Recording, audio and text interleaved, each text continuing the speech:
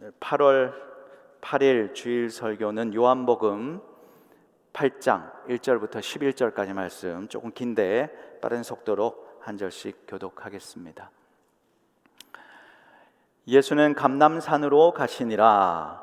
아침에 다시 성전으로 들어오시니 백성이 다 나오는지라 앉으사 그들을 가르치시더니 서기관들과 바리새인들이 음행 중에 잡힌 여자를 끌고 와서 가운데 세우고 예수께 말하되 선생이여, 이 여자가 간음하다가 현장에서 잡혔나이다. 모세는 율법에 이러한 여자를 돌로 치라 명하였거니와 선생은 어떻게 말하겠나이까? 그들이 이렇게 말함은 고발할 조건을 얻고자 하여 예수를 시험함이로라. 예수께서 몸을 굽히사 손가락으로 땅에 쓰시니 그들이 묻기를 맞이 아니하는지라. 이에 일어나 이르시되 너희 중에 죄 없는 자가 먼저 돌로 치라 하시고 다시 몸을 굽혀 손가락으로 땅에 쓰시니 그들이 이 말씀을 듣고 양심의 가책을 느껴 어른으로 시작하여 젊은이까지 하나씩 하나씩 나가고 오직 예수와 그 가운데 섰는 여자만 남았더라. 예수께서 일어나사 여자 외에 아무도 없는 것을 보시고 이르시되 여자여, 너를 고발하던 그들이 어디 있느냐? 너를 정죄한 자가 없느냐? 대답하되, 함께 읽겠습니다. 대답하되 주여 없나이다. 예수께서 이르시되 나도 너를 정죄하지 아니하노니 가서 다시는 죄를 범하지 말라 하시니라. 아멘.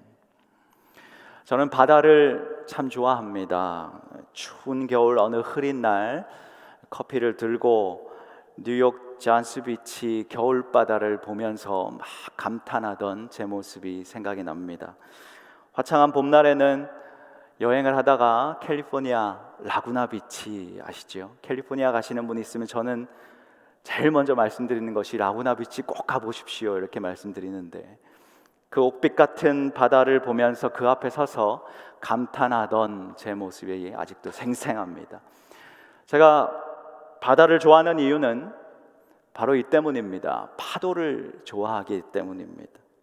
파도가 좋아서, 파도를 보고 또 파도를 듣고 저 파도 앞에 서 있노라면 제 몸과 마음이 깨끗이 청소되어지는 듯한 그런 기분을 느낍니다.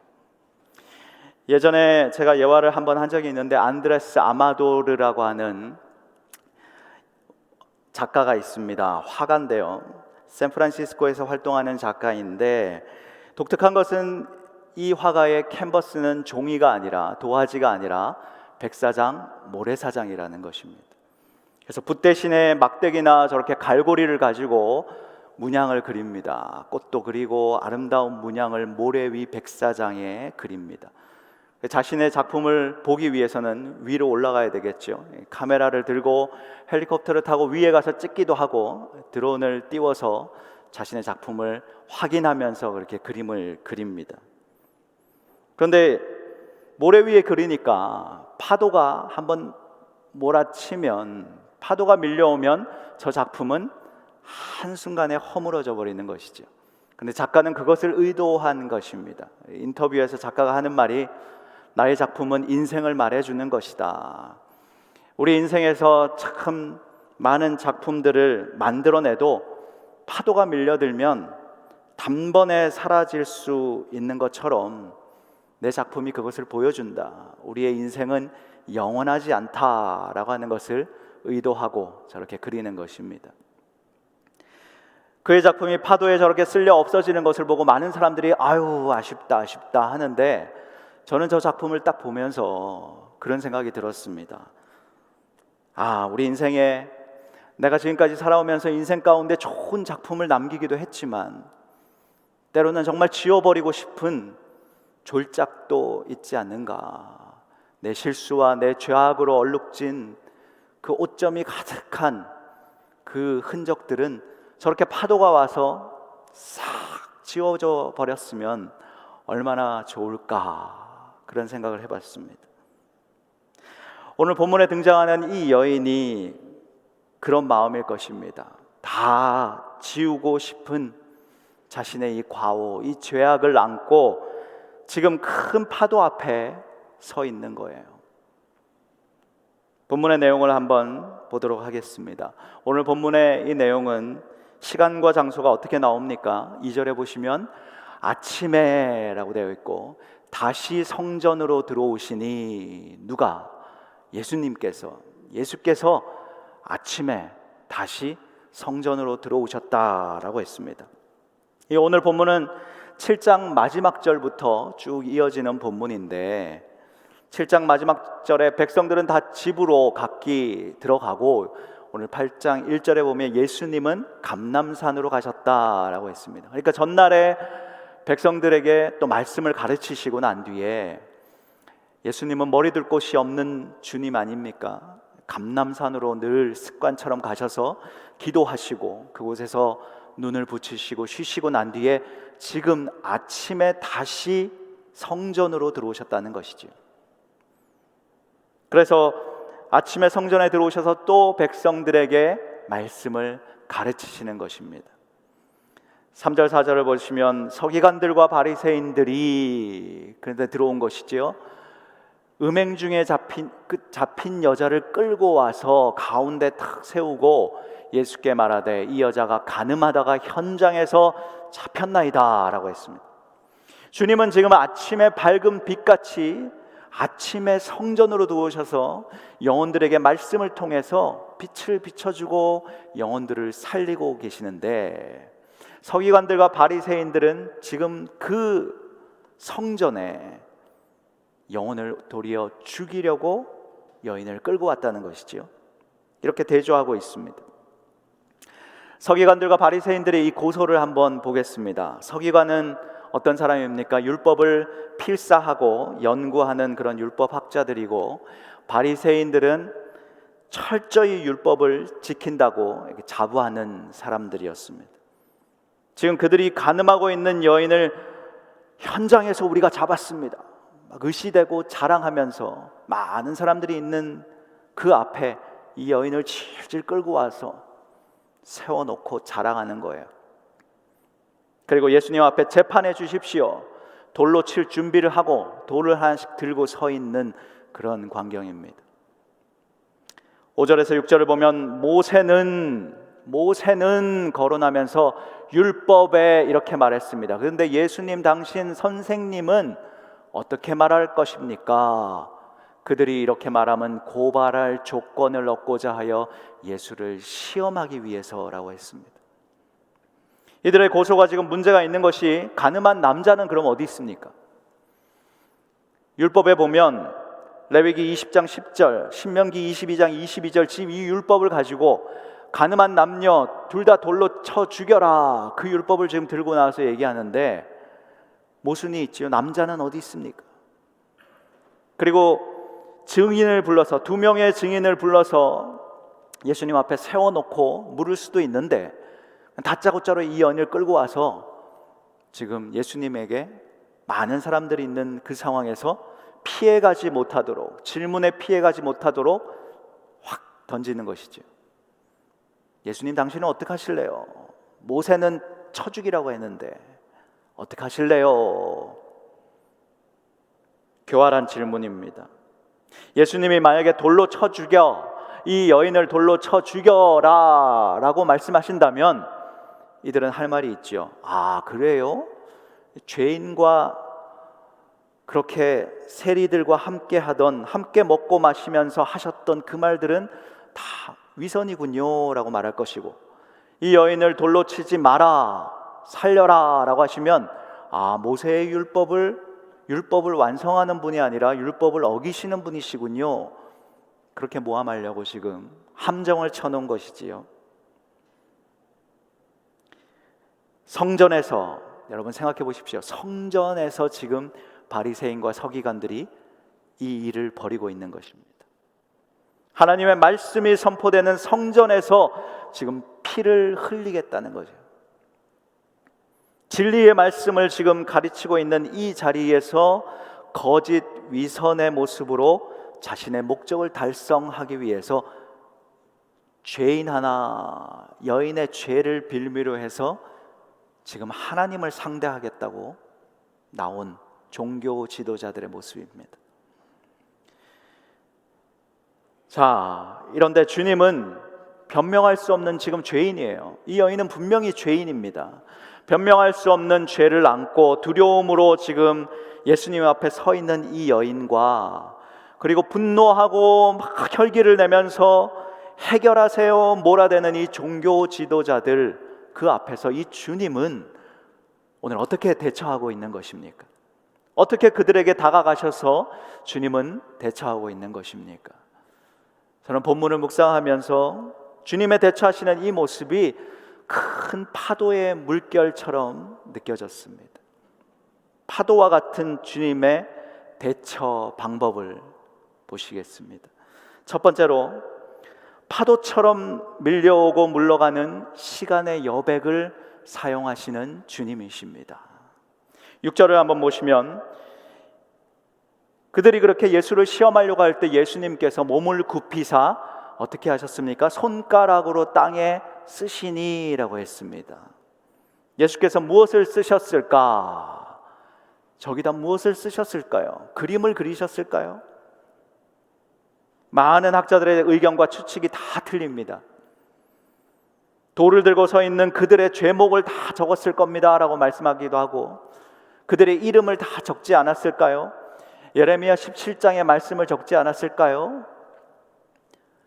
칼빈은 그의 주석에서 흥미로운 해석을 합니다. 예수께서는 아마 저때 아무것도 하지 않으시고 낙서하듯이 이렇게 딴짓을 하신 거 아닐까, 딴청을 부리시는 거 아닐까, 그래서 아예 그냥 저들의 말을 무시하시려고 뭘 끄적이신 거 아닐까. 예수님이 그렇게 하셨듯이 칼빈은 뭐라고 하느냐, 우리 앞에 사단이 장애물을 쳐놓으면 그냥 저렇게 무시하십시오 라고 했습니다. 흥미로운 해석이지요. 그러나 우리는 정답을 알 수 없습니다. 찬양사역자이면서 성서학자인 마이클 카드라고 하는 분이 땅에 쓰신 글씨라고 하는 책을 냈는데, 거기에 보면 이런 시가 있습니다. 폭도들 한가운데 겁에 질린 여인이 홀로 서 있네. 돌에 맞아 마땅하다 성난 외침 들리나 주님 곁엔 소리 없는 넉넉한 사랑만이 흘러 넘쳤네. 뒤에 보시면 몸을 굽히시사 태풍의 눈처럼 고요를 만드시며 흙 위에 끄적이실 때 순간 속에 영원한 삶이 있네. 그것은 침묵, 그것은 음악, 그것은 예술, 쉽게 이해되지 않는 것. 몸을 굽히사 한마디 말씀도 없이 거대한 울림을 이루셨네. 십계명을 새기신 그 위대한 손, 그 손가락으로 흙 위에 끄적이시네. 무엇을 쓰셨는지 성경은 밝히고 있지 않습니다. 우리는 그 내용이 궁금하지만 그 내용을 알려고 하지 말고 왜 쓰셨는가 생각해 보라 라는 것이지요. 이 마이클 카드의 시처럼 손가락으로 무엇을 쓰시는 그 고요한 시간, 그 고요함과 함께 거대한 울림을 사람들 속에 이루시면서, 다수의 학자들은 그렇게 말합니다. 잠시 그들에게 멈추는 시간을 주신 것이다, 그렇게 말합니다. 파도가 밀려오고요, 여러분. 파도가 싹 소리를 내서 밀려오고 조용히 물러간 다음에 다시 밀려오기까지 그 고요한 시간의 여백이 있지 않습니까? 주님은 지금 분노가 극에 달하면서 막 소란스럽게 재촉하고 막 돌을 던지고 싶어서 막 준비하고 있는 그들 앞에서 한마디 말씀하지 않고 침묵하시면서 몸을 굽히시고 무언가를 쓰십니다. 그리고 주님의 행동에 집중하게 하십니다. 자신의 감정을 뒤로하고 주님께 집중하게 하시는 것이죠. 마음을 가다듬는 시간의 여백을 주신 것입니다. 제가 대학교 때 라디오 성우 보이스 목소리로만 하는 배우지요. 성우 과정에 관심이 있어서 제가 방송국에서 좀 훈련을 받은 적이 있습니다. 그때 가장 먼저 배운 것이 뭐냐 하면 호흡으로 시간의 여백을, 시간차를 두고 읽어라 라는 것입니다. 호흡으로 끊어 읽어라. 그래서 첫 시간에 그 성우 선생님이 대본을 주는데 정치 드라마 대본이었어요. 거기에 보면 저는 이번에 대선에 출마하겠습니다, 이런 대사가 있습니다. 선생님 나와서 너 한번 읽어봐. 그래서 제가 읽는데 결심하는 거니까 그냥 힘있게 여러분 저는 이번에 대선에 출마하겠습니다 이렇게 읽었습니다. 그랬더니 그렇게 말고 호흡을 실어서 읽어봐. 시간차를 두고 읽어볼래? 그 무슨 말인지 몰랐습니다. 호흡이요? 그래서 그래 호흡.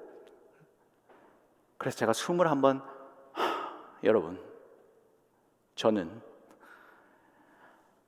이번에 대선에 출마하겠습니다. 오 그거야 이렇게 말했어요. 호흡 넣으니까 대사가 살지? 호흡을 사용해야 사는 거야 라고 했습니다. 엔진이 막 과열돼요. 열을 받아요. 그러면 우리가 자동차 어떻게 합니까? 쿨다운 시키기 위해서 멈추지요. 지금 주님은 돌을 들고 서 있는 그 사람들을 비롯해서 그 여인 앞에서 자신의 마음을 들여다보고 성찰할 수 있도록 시간의 여백을 주시는 것입니다. 그리고 난 뒤에 어떻게 하십니까?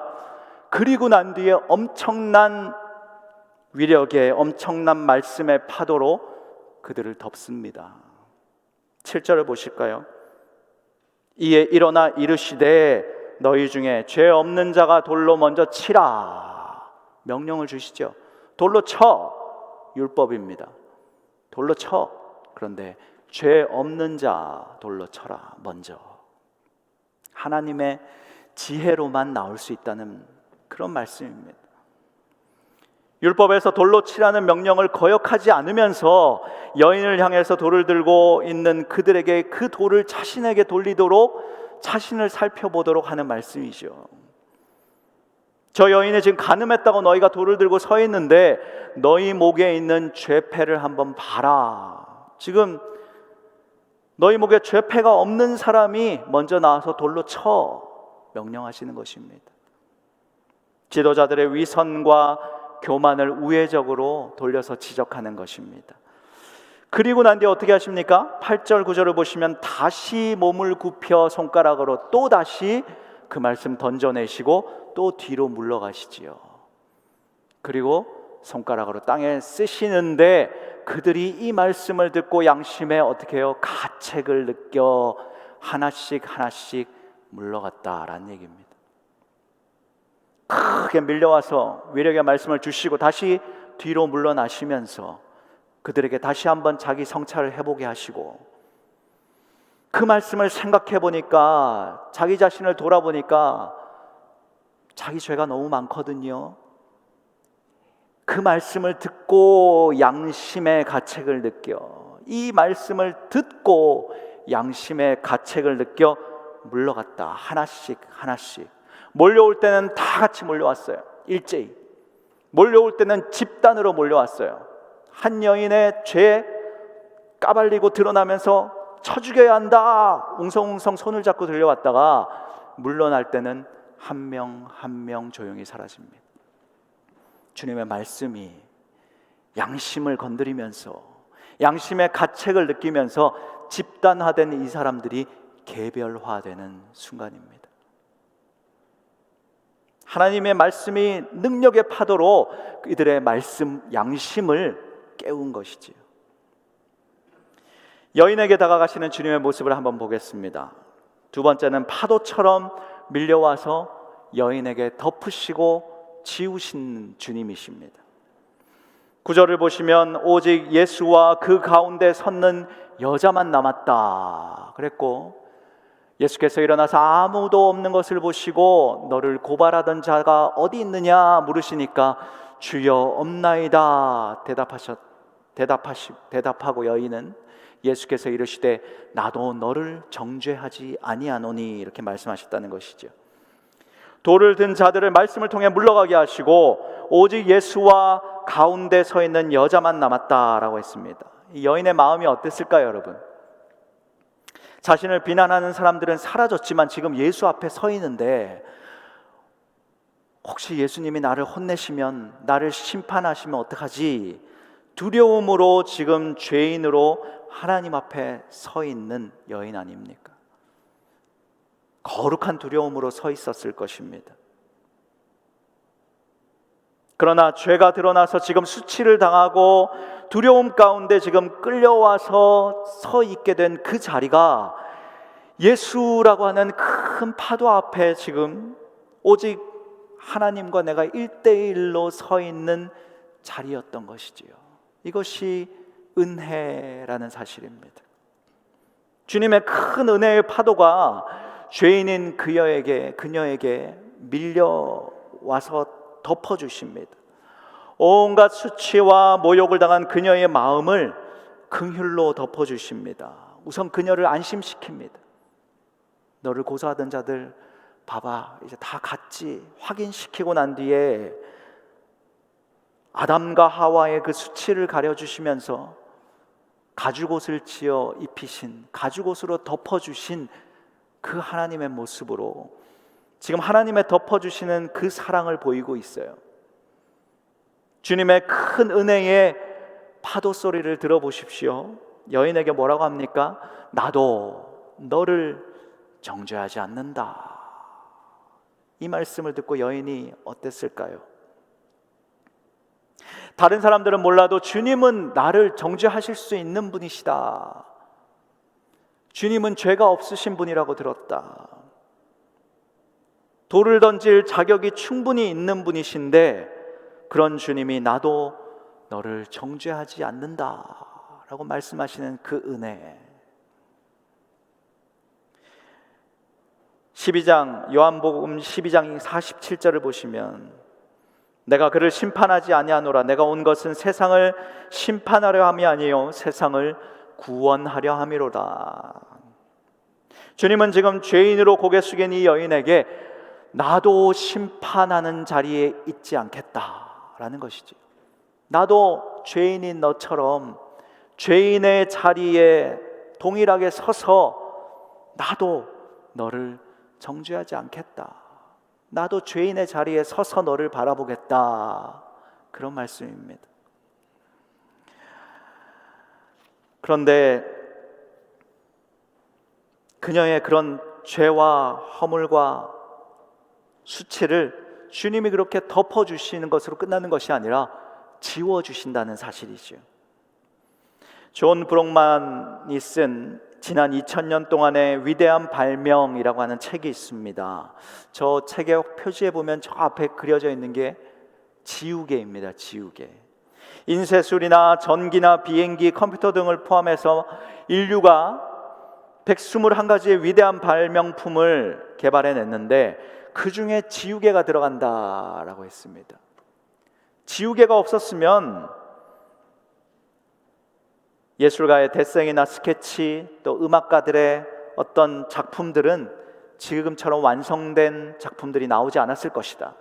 우리는 아마 지우개가 없었으면 쓰레기 더미 위에 살았을 것이다. 그랬습니다. 지우개의 역할이 무엇이냐? 지우개의 역할은 단순히 지우는 것이 아니라 연필에게 기회를 줘서 다시 쓰게 하는 것이다. 참 멋있는 말이지요. 11절을 보시면 나도 너를 정죄하지 아니하노니 가서 다시는 죄를 범하지 말라 하시니라. 주님은 나도 너를 정죄하지 않는다 선언하시고 그녀의 죄를 슥슥슥 지워주십니다. 그리고 다시 새로 써나갈 수 있도록 기회를 주십니다. 덮으시고 다 지워주시고 다시 쓰고 다시 그리도록 기회를 주시는 주님이십니다. 이것이 오늘 본문의 내용입니다. 오늘 말씀을 통해서 우리 자신을 돌아보면서 적용할 부분을 생각해 보겠습니다. 첫 번째는 은혜의 파도 앞에 마주 서야 한다는 것입니다. 오늘 우리 자신이 이 여인의 자리에서, 이 죄된 여인, 죄인인 여인의 자리에서 주님의 거대한 은혜의 그 파도 앞에 마주 서야 하겠습니다. 말씀을 듣고 오늘 서기관과 바리새인들이 양심의 가책을 받았다라고 했죠. 양심의 가책을 받아서 돌을 내려놓고 물러간 사람처럼 말씀의 파도가 내 심령에 와서 부딪혀서 내 양심을 깨우고 내 영혼을 깨우도록 주님의 파도 앞에 마주 서야 하겠습니다. 제가 파도를 보는 것, 파도 소리를 듣는 것, 파도 앞에 서 있는 것을 좋아한다고 말씀드렸듯이 우리는 늘 주님을 보고 싶어하고 주님의 음성을 듣고 싶어하고 주님 앞에 서 있는 자리, 그것을 우리는 사모해야 합니다. 허물 가득한 나의 죄의 짐을 가지고 주님의 파도 앞에 펼쳐놓고 주님 앞에 서 있어야 합니다. 그때 내게 밀려와서 덮으시고 말씀을 주시면서 양심의 가책을 받게 하시고 덮으시고 지우시고 다시 기회를 주시는 그 주님의 은혜의 파도를 느낄 수 있고 만날 수 있는 것입니다. 주님의 용서와 사랑을 바로 그때 경험할 수 있는 것입니다. 맥스 루케이도 목사님이 그런 질문을 던졌습니다. 당신의 영적인 짐을 눈으로 볼 수 있다면, 영적인 짐을 눈으로 볼 수 있다면 당신은 지금 어떤 모습일까요? 그랬습니다. 공항에서 여러분 카트에 여행 갈 때 짐을 가득 싣고 다녀보신 적 있으시죠? 보딩 패스를 받으려고 짐을, 캐리어를 두세 개를 큰 걸 싣고 배낭을 메고 손에 쇼핑백을 들고 카트를 밀겠다고 저렇게 서서 기다리신 적이 있을 것입니다. 저렇게 해서 자유롭게 면세점으로 들어가서 쇼핑을 할 수 있습니까? 어떻게 해야 합니까? 티켓을 받고 짐을 맡깁니다. 저렇게 짐을 맡아주시는 사람들에게 짐을 맡기고 짐을 넘기고 표를 보여주고 통과해서 가벼운 몸으로 면세점 쇼핑을 할 때에 여러분 그 기분, 그 가벼운 기분들을 여러분 아실 것입니다. 죄로 가득한 가방을 끌고요, 죄의 쓰레기로 가득한 짐들을 손에 놓지 못하고 냄새나는 죄의 음식들이 있는 그 가방을 메고 내가 그 보따리를 무겁게 끌면서 지금 여기저기 다니진 않습니까? 여러분 오늘 예배 나오시면서 지금 앉아 계신데 죄의 그 짐을, 그 무겁고 냄새나는 짐들을 지금 손에서 놓지 못하고 끙끙거리면서 지금 내 어깨에 짊어지고 앉아있진 않습니까?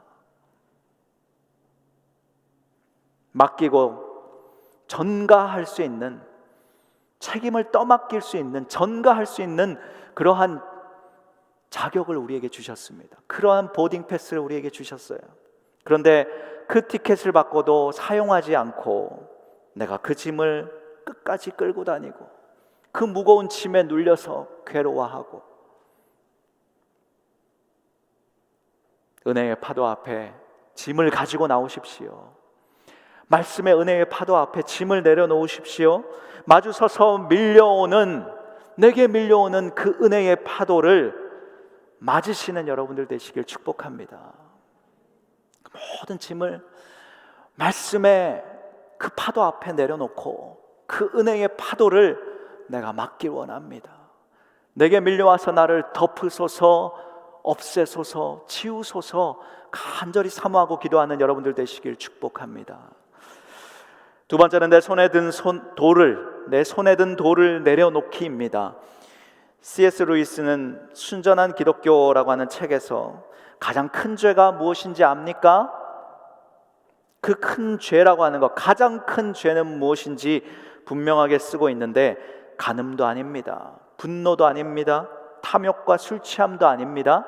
그보다 더 큰 죄가 무엇이냐? 저는 분명하게 말씀드릴 수 있습니다. 교만입니다. 왜 교만이냐? 사탄이 악한 것은, 사탄이 사탄된 것은 바로 이 교만에서 나온 죄가 비롯된 것이다 라는 것이죠.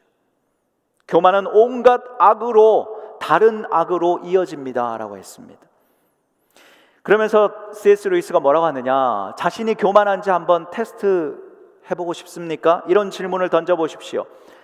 만약에 사람들이 나를 무시한다, 나를 알아주지 않는다, 내 일에 참견하면서 내게 은혜를 베푼 사람처럼 군다라고 할 때에 당신은 얼만큼 싫은 마음이 듭니까?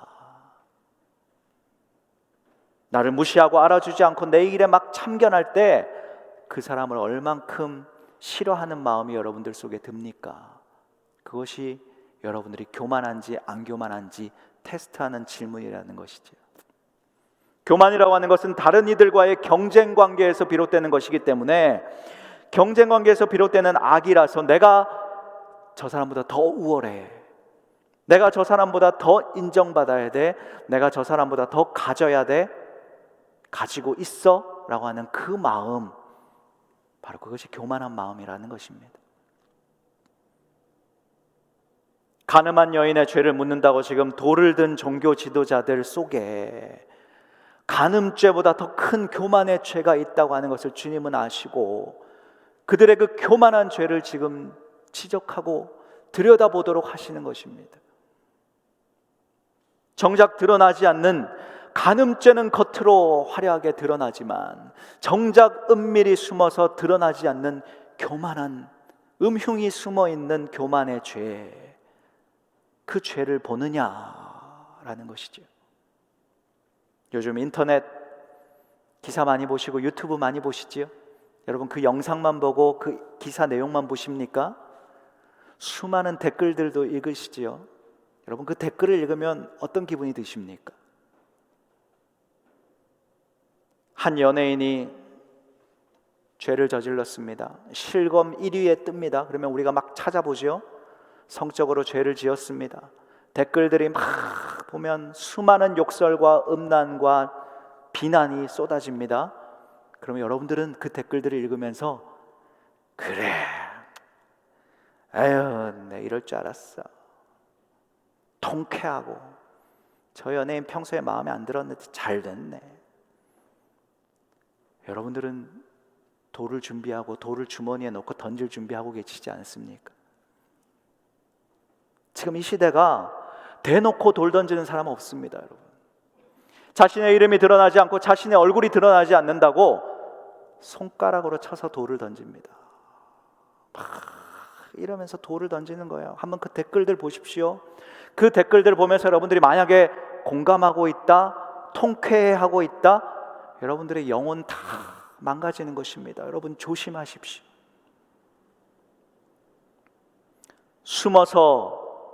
숨어서 던지는 거예요.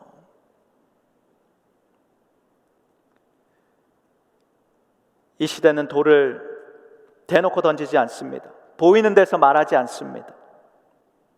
오카는 목사님이 그런 말씀하셨습니다. 비판하는 사람들, 정작 돌을 던지는 사람들은 은밀히 숨어가지고 자신을 감추고 사자처럼, 사자가 가련한 힘없는 그 동물을 잡아먹으려고 풀숲에 딱 숨어 있다가 자신은 숨기고 있다가 기회가 포착되면 확 헐뜯는 것처럼, 그렇게 비난하고 비판하는 사람들은 그런 모습입니다. 정작 그런 사람들은, 비판하는 사람들을 보십시오, 자신은 드러내지 않습니다.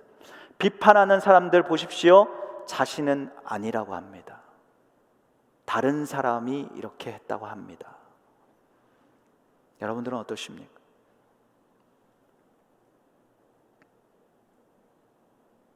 주님의 파도처럼 주님은 파도를 밀려내시면서, 파도로 다가오시면서 허물을 어떻게 해요? 덮어주시고 가려주시는데, 우리는 나는 허물을 덮어주는 사람입니까? 허물을 드러내는 사람입니까? 내 주머니에 언제든 기회가 오면 돌을 던질 준비를 하고 있는 사람입니까? 아니면 내 주머니에 있는 돌들을 다 내려놓고 뒤로 물러가 있는 사람입니까? 우리 중심을 주님은 보고 계시다는 사실이에요. 나는 확연하게 내 자신을 보지 못해도 주님은 내 속에 교만함이 있는지 보고 계시는 주님이십니다. 우리 중심을 보시는 주님 앞에서 오늘 말씀을 통해서 내 자신을 성찰해 볼 수 있는 여러분들 되시길 축복합니다. 세 번째는 빛 가운데 새로 쓰기입니다. 런던 국립미술관에 소장되어 있는 렘브란트의 그림 그리스도, 그리고 가늠한 여인, 이 그림을 보면 가늠한 여인의 이야기를 주제로 다룬 많은 명화들이 있는데, 이 그림은 조금 독특한 것이 여인이 가운데 중심을 잡고 있습니다. 보통 다른 그림들은 예수님이 중간에 있고 여인은 한쪽에 이렇게 죄인으로 서 있는데, 여인이 가운데 있고 옆에 예수님이 서 있고, 예수님 뒤쪽으로부터 이렇게 대각선으로 빛이 내려오고 있죠. 그리고 여인을 포커스하고 있습니다. 근데 저 렘브란트의 그림은 상하가 지금 구도가 상하로 되어 있는데, 저 위에 까만 부분을 보시면 저 위에 제단이 있습니다. 저 위에 한쪽에 어두운 부분에 대제사장이 앉아 있는 것입니다. 그리고 대제사장 앞에 사람들이 엎드려서 회개하고 있는 부분이 나옵니다. 근데 저들에게 빛이 비춰지지 않아요. 오직 여인에게만 빛이 모이고 있습니다. 아마도 렘브란트는 요한복음 8장 12절, 바로 오늘 우리가 읽은 이 11절 뒤에 나오는 구절, 나는 세상의 빛이니 나를 따르는 자는 어둠에 다니지 아니하고 생명의 빛을 얻으니라, 이 말씀을 생각하며 저걸 그리지 않았을까. 뭐 해석은 다르겠지만 그럴 수 있을 것 같습니다. 참 빛으로 오신 예수 그리스도를 통해서만 참 빛이 임할 수 있고, 그 빛이 오늘 대제사장도 아닌 오늘 한 여인, 죄인인 한 여인에게 그 빛이 임하고 있다라는 것이지. 다시는 죄를 범치 말라라고 하신 그 주님의 말씀처럼 이 여인이 죄를 다시는 범치 않았을까요, 여러분? 우리의 모습을 생각해 보면 자신이 없지요. 아마 죄를 또 짓지 않았을까요? 그랬을 것입니다. 간음죄는 아닐지라도 다른 죄들을 지으며 살았겠지요. 그런데 중요한 것은 주님의 파도가 왜 이렇게 큰 은행의 파도인지 여러분 아십니까?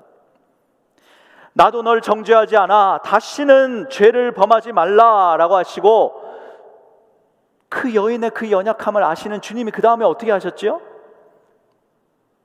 다시는 죄를 범치 마. 근데 그 연약함을 아시는 주님, 십자가로 가셔서 그 여인의 간음죄를 다 안고, 돌을 든 바리새인과 서기관들의 그 죄를 다 안고, 온 인류의 죄를 다 안고 십자가로 가셔서 다 덮으시고 지우시고, 큰 파도가 되어서 해일이 되어서 그 모든 죄악들을 쓸어버리신 주님의 그 사랑, 그 은혜, 여러분 아십니까? 내가 큰 죄를 지어서 우리가 감옥에 갔다고 합시다. 근데 어떤 신사분이 오셔서 막 그냥 검찰을 붙들면서 이 사람은 그런 사람 아닙니다, 제가 보장합니다, 설득해서 우리가 풀려났다고 합시다. 그래서 이제 새로운 삶을 사십시오, 자유를 줘서 우리가 살아가다가 또 죄를 저질렀어요. 그래서 또 구치소에 왔습니다. 그런데 구치소에서 당신은 이 죄와 아무 상관이 없어, 당신은 구치소에 들어올 자격이 없어 라고 한다면, 왜요?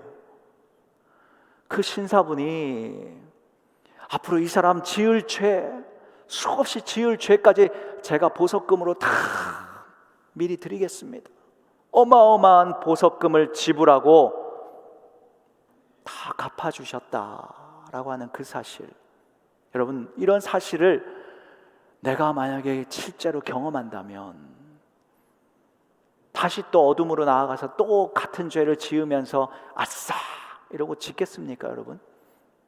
만약에 그 은혜를 경험한 사람이 또 그렇게 살아간다면 구원을 의심해 봐야 할 것입니다. 그 사람의 양심을 의심해 봐야 할 것입니다. 오늘 이 여인이 마음대로 죄짓고 살았을까요? 십자가의 그 사랑 깨닫고 다시 어둠으로 나아가서 죄를 즐기며 살았을까요? 물론 우리는 지금 우리의 모습을 보면 죄 짓고 살아갑니다. 우리는 죄를 지을 수 있습니다. 죄를 범할 수 있습니다. 그러나 우리의 소속이 어디냐? 여러분, 소속이 중요합니다. 죄를 지을 수 있습니다. 그렇지만 죄에 속한 자는 아닙니다. 아멘이십니까? 죄를 범할 수 있습니다. 그러나 나는 죄에 속한 자는 아닙니다. 우리의 소속은 어디입니까? 빛입니다. 빛. 빛 안에, 그리스도 안에 이제 생명의 빛의 자녀로 빛을 따라서 살아가는 것입니다. 빛을 받아서 빛 아래에서 새롭게, 환한 빛 아래에서 새롭게 나의 작품을 아름답게 써내려 가야 하는 것입니다. 유치원생 아이들에게, 한 5살, 6살 되는 유치원생 아이들에게 아빠에 대한 시험을 쳤어요. 종이를 다 나눠주고 아이들에게, 자, 이제 너희들 아빠에 대해서 시험을 칠 거야. 그리고 그 시험 치는 모습을 아빠들이 다른 방에서 보게 했습니다. 그런 질문을 던졌어요. 아빠의 나이가 어떻게 되지? 5살, 6살짜리들이 우리 아빠 27인가? 몇 살이지? 모르는 거죠. 다 틀리게 적습니다. 참 재밌게 보는 것이죠. 아빠들은. 아빠가 좋아하는 색깔이 뭐지? 우리 아빠가 뭘 좋아하지? 무슨 색깔 좋아하지? 또 틀립니다. 아빠가 좋아하는 음식은 뭐지? 아빠가 라면 좋아하는 것 같은데. 그리고 대부분의 질문에 다 잘 모른다, 모르겠다, 다 틀리게 적습니다. 그러다가 마지막 질문이 뭐냐? 아빠에게 몇 점을 줄 수 있을까요? 아빠들이 그 질문이 나오니까 자신이 없는 거예요. 표정이. 나 너무 바빠가지고 엄마만큼 같이 놀아주지도 못하고, 우리 아이들과 놀 시간 되면 그냥 피곤하다 그러고 늘 쉬고, 아이들에게 늘 미안하고, 또 더 열심히 해서 좀 더 좋은 걸 사주고 싶은데 그럴 능력이 못 되고, 아빠들이 자신이 없는 거예요. 그리고 난 뒤에 아이들이 다 적고 그 종이를 아빠들에게 갖다 주고 펼쳐보게 했습니다. 한 아빠가 딱 펼쳤는데 몇 점이 나왔을까요? 100점? 일자를 딱 적고요, 0을요 7개를 적습니다. 7개. 1, 10, 100, 1000만, 10만, 100만, 1000만. 우리 아빠 1000만 점. 아빠가 한 60점, 70점 나올까? 그러다가 그걸 딱 펼쳐보면서 눈에 눈물이 글썽글썽합니다. 우리 아빠 1000만 점. 어휴, 과하다. 다른 아이의 점수를 보니까 100점, 1000점, 만점, 한 명도 70점, 80점이 없습니다. 아빠는 자신이 아빠로서 너무 부족한데, 내 아들, 내 딸이 내가 아빠라서 마냥 좋아하고, 내가 아빠라서 최고로 좋아하는 최고의 점수를 써주는 것에 힘을 얻었습니다. 여러분은 하나님 우리 아빠 점수를 한번 써보십시오. 몇 점 쓰시겠습니까? 여러분 대부분 다 100점 쓸 겁니다. 그죠? 1000점 쓰시는 분도 있을 것입니다. 그렇다면 하나님은 지금 이 시간 나를 두고 몇 점 주실까요? 죄의 짐을 가득 지고 앉아있는 나를 보시는 이 하나님은 나에게 몇 점 주실까?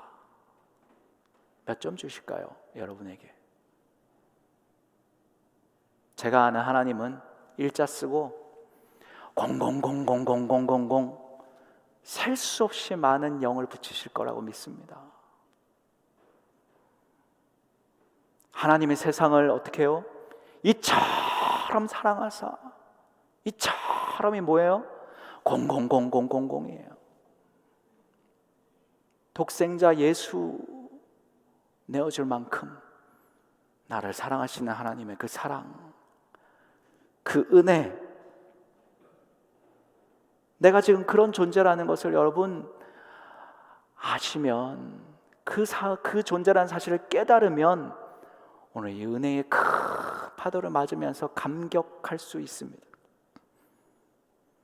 나를 사랑하시고 품어주시는 이 은혜의 큰 바다 앞에서 여러분들의 죄의 짐을 다 내려놓고, 여러분의 지난 과거의 수치와 허물을 다 내려놓고 예수의 빛을 받아 빛 아래에서 다 지워주시고 기회를 주신 그 하나님 앞에서 다시 한번 복음의 아름다운 작품을 써내려 가시는 여러분들 되시길 축복합니다.